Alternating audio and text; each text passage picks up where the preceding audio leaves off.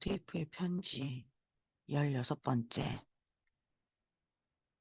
사랑하는 워무드에게 지난번 편지에 환자가 회심한 이후 한 교회만 계속 나가고 있는데 전적으로 만족하는 것은 아니라는 말을 무심코 썼더구나. 도대체 네가 뭔 일을 하고 다니는지 물어봐도 되겠냐? 환자가 자기 교회에 만족하지 못하면서도 충실하게 다니는 이유를 왜 보고하지 않았지? 교회 무관심해서가 아닌 이상 이건 몹시 불리한 일이라는 걸 알고 있는 게냐? 교회 출석이라는 이 증세가 나아지지 않을 시에는 차선책으로 자기한테 맞는 교회를 찾아 주변을 헤매다니다가 결국은 교회 감별사 내지 감정사가 되게 해야 하는 것쯤은 알고 있겠지. 그렇게 해야 할 이유는 분명하다. 첫째, 우리는 언제나 전 도구 조직을 공격의 목표로 삼아야 하기 때문이야. 전도구는 취향에 따라 모인 조직이 아니라 같은 장소에 사는 사람들끼리 모인 조직이므로 계급이 다르고 심리가 다른 인간들이 원수가 원하는 종류의 연합을 이룬다. 반면에 회중적 원리는 각 교회를 일종의 사교 클럽으로 변모시키기 때문에 잘만 하면 하나의 동아리나 파당을 만들어낼 수 있지. 둘째, 인간들이 자기한테 맞는 교회를 찾아다니다 보면 원수의 바램대로 학생이 되는 게 아니라 비평가가 되어버린다. 원수가 바라는 건 거짓된 것이나 무익한 것들을 거부한다는 점에서 진정으로 비판적인 태도를 취하면서도 판단하지 않는다는 점에서, 즉 자신이 거부하는 대상에 관해 생각하느라 시간을 낭비하는 대신 앞으로 양분이 될 일이라면 무엇이든지 토를 달지 않고 겸손하게 받아들인다는 점에서는 전적으로 무비판적인 태도를 취하는 거야. 그 작자가 얼마나 비굴하고 얼마나 영적이지 못하고 얼마나 구제불능인 속물인지 알겠지? 특히 이런 태도는 설교자가 아무리 평범한 말을 한다 해도 인간의 영혼을 울릴 수 있는 조건, 이건 우리 정책 전체에 가장 큰 위협이 되는 거지. 이런 조건을 만들어내지. 인간이 이런 자세로 설교를 듣고 책을 읽는다면 무슨 설교, 무슨 책을 접하든지 위험하지 않을 수가 없어. 그러니 제발 분발해서 이 바보를 최대한 빨리 주변 교회들로 돌려버리라고. 지금까지 내 보고는 영 만족스럽지가 못하구나.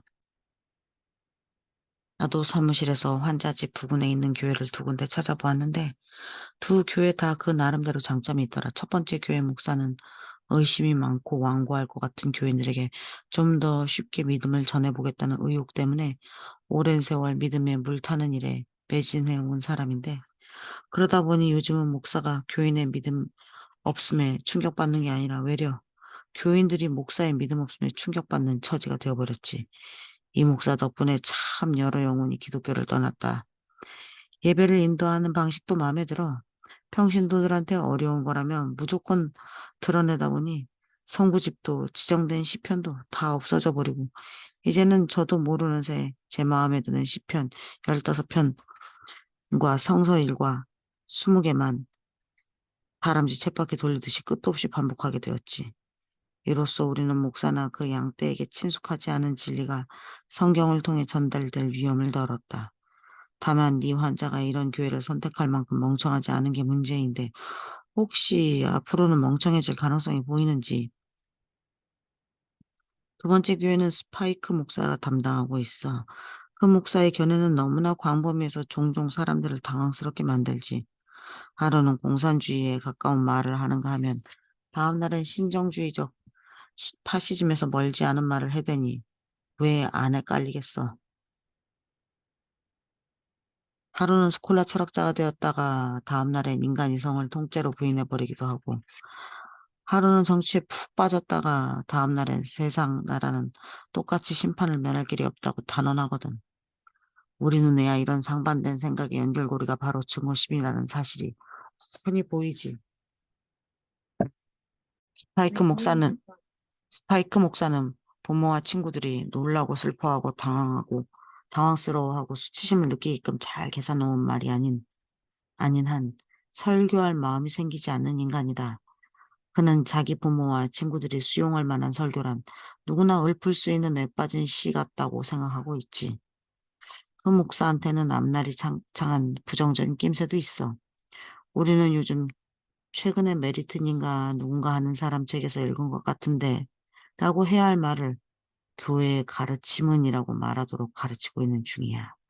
하지만 치명적 결함도 가지고 한 가지 있어. 그의 믿음만큼은 진짜라는 건 바로 이 점이 모든 걸 망칠 수도 있어. 이 두 교회가 공통적으로 가지고 있는 장점은 둘 다 분파교회라는 점이야.